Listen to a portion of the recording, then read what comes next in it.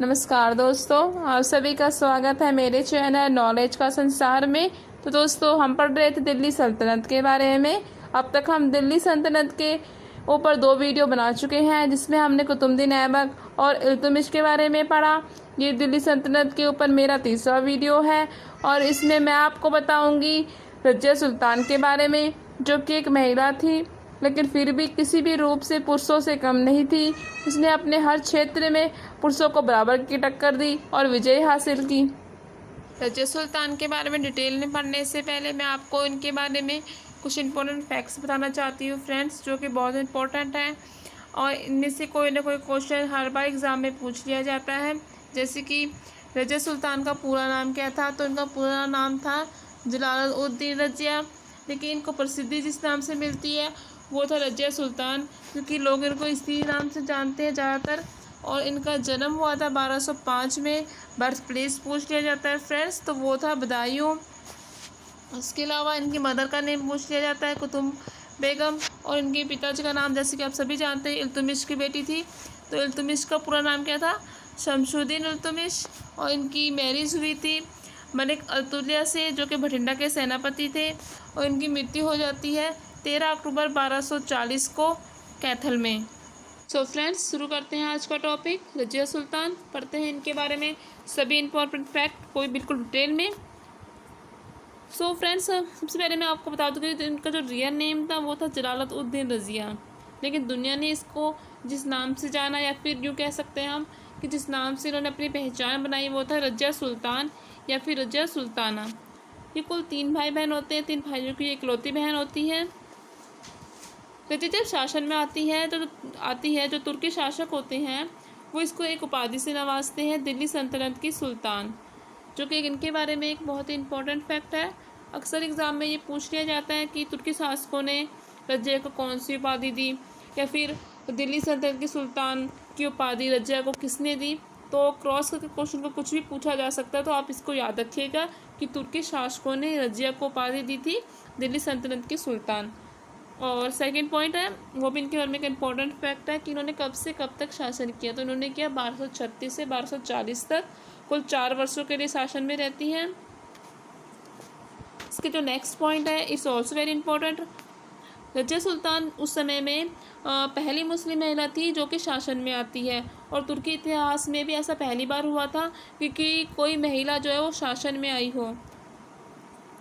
उस समय की जो लेडीज़ होती हैं वो हमेशा पर्दे में रहती हैं, हमेशा कहीं अगर उन्होंने बाहर जाना है तो वो बुर्के में जाती हैं, अपना चेहरा किसी को नहीं दिखाती हैं। लेकिन रज़िया इन सब से अलग थी, वो कभी भी मतलब नहीं रहती थी बुर्कों में, वो हमेशा पुरुषों की जैसी रहती थी। यहाँ तक कि वो कपड़े भी है जो वो पुरुषों के जैसे पहनती थी, जिसकी वजह से उन्हें थोड़ा कम पसंद किया जाता था। उन्हें मतलब ये समझा जाता था कि ये महिलाओं के जो एक उस टाइम पे एक दायरा बांध दिया जाता था कि महिला को इस दायरे के अंदर रहना है। तो जैसे कि ये रहती थी, खुले मुँह रहती थी, पुरुषों के जैसे कपड़े पहनती थी, तो उसकी वजह से उन्हें ऐसा लगता था कि इसकी वजह से जो बाकी मुस्लिम औरतें हैं वो भी अपने दायरे से बाहर निकलेंगी। तो ये जो बात है उस समय के जो पुरुषवादी समाज होता है वो उन्हें गवारा नहीं होती है, इसीलिए वो रज़िया के खिलाफ़ हो जाते हैं और उसको दबाने की कोशिश करते हैं। रज़िया जो होती है वो इल्तुतमिश की पुत्री होती है। इल्तुतमिश जो एक बहुत ही अच्छे शासक होते हैं, एक बहुत उदार व्यक्ति होते हैं। वो कभी भी मतलब अपने बच्चों में फ़र्क नहीं करते कि ये मेरा बेटा है या फिर ये मेरी बेटी है, वो उन दोनों को समान ही समझते हैं। और जो वो अपने बेटे को मार्शल आर्ट या तीरंदाजी या तलवारबाजी की जो भी ट्रेनिंग देते हैं, वो उनके साथ साथ अपनी बेटी रज़िया को भी देते हैं वो सब ट्रेनिंग्स। उसके बाद इल्तुतमिश ये नोटिस करते हैं कि जो उनके जो पुत्र हैं वो सभी मतलब सुखों का आनंद लेने में लगे हुए हैं, उन्हें राज्य गद्दी में बैठने के लिए उनमें से कोई भी जो है कैपेबल नहीं है। और वो दूसरी तरफ देखते हैं कि जो रज़िया है वो हर चीज़ को बहुत ही बखूबी सीख रही है, बहुत ही इंटरेस्ट से सीखती है वो हर चीज़ को, और उसमें बहुत ही काबिल है वो। इस वजह से वो डिसाइड करते हैं कि जो उनका जो उत्तराधिकारी होगी या फिर जो भी उनके बाद शासन में बैठेगा वो उनके बेटे नहीं होंगे, वो उनकी बेटी होगी। इसके बाद रज़िया के जो पिता होते हैं इल्तुतमिश, उनकी मृत्यु हो जाती है, और उनकी मृत्यु के बाद जैसे कि वो पहले से ही ये डिक्लेयर करके गए होते हैं कि उनके मरने के बाद उनका उत्तराधिकारी उनके बेटे नहीं बल्कि उनकी बेटी होगी। लेकिन कोई भी मुस्लिम समाज उस समय इस चीज़ को मतलब एक्सेप्ट नहीं कर पाता, एक्सेप्ट ही नहीं करता कि एक महिला उनके ऊपर शासन करे, इसलिए वो रज़िया को शासक के रूप में नहीं अपनाते, जिसकी वजह से जो उनके भाई होते हैं रुखुद्दीन फ़िरोज़, उनको गद्दी में बिठाया जाता है। लेकिन रुखुद्दीन फ़िरोज़ एक बहुत ही कैपेबल इंसान नहीं होते हैं, अनकैपेबल होते हैं। वो शासन को अच्छे से नहीं संभाल पाते, जिसकी वजह से जो इल्तुतमिश की वाइफ होती है, यानी कि जो उसकी मदर होती है, वो शाह तुकरान, वो उसकी हेल्प करती है।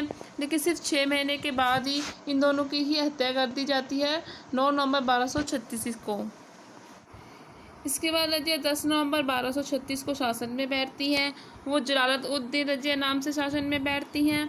वो पुरुषों को जैसे कपड़े पहनती हैं, जो कि जो रूढ़िवादी मुस्लिम होते हैं उन्हें बिल्कुल भी पसंद नहीं होता है। वो उसके इस नए अवतार से बिल्कुल भौचक्के रह जाते हैं। आगे रज़िया धीरे धीरे शासन को अपने हाथों में ले लेती हैं और कई तरह के नए सिक्के चलाती हैं वो, जिस पर लिखा होता है कि महिलाओं का स्तंभ, समय की रानी, सुल्ताना या फिर शमसुद्दीन इल्तुतमिश की बेटी, ये सभी नाम जो है सिक्कों में लिखे हुए होते हैं। इन सभी नामों को आप याद रखिएगा फ्रेंड्स, बिकॉज अक्सर एग्ज़ाम में पूछ लिया जाता है कि रज़िया ने कौन कौन से सिक्के चलवाए या फिर उसने सिक्कों पर क्या नाम लिखवाया, ये सभी आपसे एग्ज़ाम में पूछा जा सकता है। रज़िया जो होती है बहुत ही काबिल शासक बनती है, उससे अपने लोगों की बहुत चिंता होती है, वो उनकी जो प्रॉब्लम्स होती हैं उनको दूर करना चाहती है। इसके लिए वो बहुत से काम करती है। रज़िया बहुत सी लड़ाइयाँ लड़ती है और कई नई जो जगह होती है, नए क्षेत्रों पर अपना कब्जा कर लेती है। इसलिए रज़िया सुल्तान का साम्राज्य और ज़्यादा मजबूत हो जाता है। वो एक अच्छे शासक के रूप में सामने आती हैं। रज़िया सुल्तान एक धार्मिक महिला थी, जो उसने की बहुत इससे स्कूल कॉलेजेस का निर्माण करवाया। उसने कई लाइब्रेरीज़ का निर्माण भी करवाया, जहाँ पर उसने प्राचीन किताबों का एक कलेक्शन किया और उसने कुरान भी रखवाई वहाँ पर। रज़िया जब अपने शासन में सफल होने लग जाती है तो जो तुर्की लोग होते हैं वो उससे चिढ़ने लग जाते हैं, वो उससे जलने लग जाते हैं। वो इस बात को नहीं एक्सेप्ट कर पाते हैं कि एक महिला होने के बावजूद वो इतनी काबिल कैसे हो सकती हैं और महिला होने के बावजूद वो पुरुषों के ऊपर शासन कर रही हैं। ये बात उनको बिल्कुल ही नागवारा होती है, जिसकी वजह से वो उसके खिलाफ़ साजिश कर देते हैं। तो जो इसके खिलाफ़ साजिश करते हैं उसका जो मेन मुखिया होता है वो होता है मलिक इख्तियारुद्दीन एथिजोन, जो कि उस समय में बेदान के कार्यालय में गवर्नर होता है। और इसके अलावा इसके साथ कई अन्य लोग भी शामिल होते हैं। वो अपनी योजना में मलिक इख्तियारुद्दीन भटिंडा का जो गवर्नर है अतुल्या, उसको भी शामिल कर लेता है, जो कि उसके बचपन का दोस्त भी है। रज़िया बहुत ही बहादुरी के साथ इन सभी का सामना करती है, लेकिन फिर भी वो हार जाती है। जब वो हार जाती है तो उसके बाद जो अतुल्या होता है वो रज़िया को कैद कर लेता है।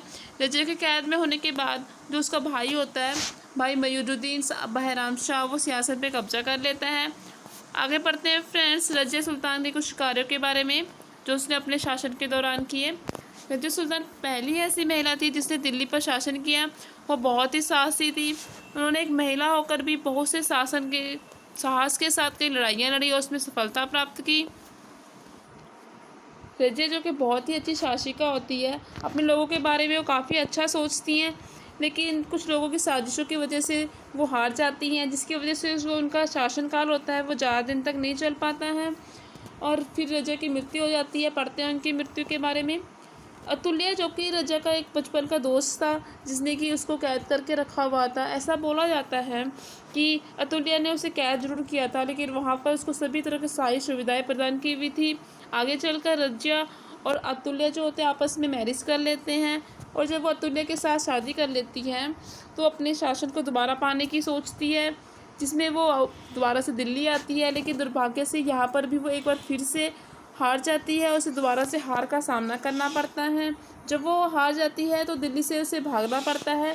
जब वो वहाँ से भाग रही होती है तो रास्ते में ही कुछ जाट लोग उन्हें मिलते हैं, जो कि उन्हें पहले तो लूटते हैं, उसके बाद उन दोनों की हत्या कर देते हैं। इस तरीके से 14 अक्टूबर 1240 को रज़िया की मृत्यु हो जाती है। सो फ्रेंड्स, अगर आपको मेरा ये वीडियो पसंद आया हो तो मेरे चैनल को लाइक, सब्सक्राइब और शेयर ज़रूर कीजिएगा। Thank you friends.